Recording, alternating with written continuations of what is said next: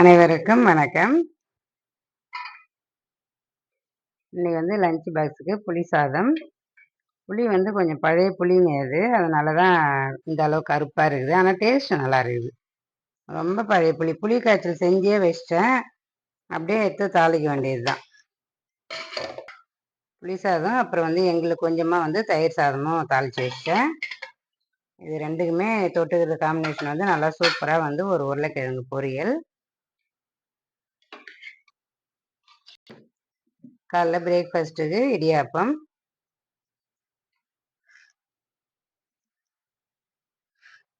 இடியாப்பத்துக்கு தொட்டுக்கிறதுக்கு தேங்காய் பால். அதுக்கப்புறம் கொஞ்சமாக பாயாசம் பண்ணேன், அதையுமே கொஞ்சம் ஊற்றிக்கிறேன். இது ரெடிமேட் பாயாசம் மிக்ஸ் தாங்க. அது பால் ஊற்றி அப்படியே கொஞ்சம் செஞ்சாச்சு. இது 2 பாக்கெட் வாங்கிட்டு இருந்தது. சரி செஞ்சு கொடுத்துடலாம் பசங்களுக்குன்னு கேட்டாங்க. அதனால் இன்றைக்கி சூப்பராக பாயாசமும் செஞ்சுட்டேன். சிம்பிளாகவே இருந்தாலும் சுவையும் மனமும் குறையவே கூடாது. சூப்பராக இன்றைக்கி லஞ்ச் பாக்ஸ் வீடியோ முடிஞ்சு நாளைக்கு இன்னொரு வீடியோவில் பார்க்கலாம். பாய்.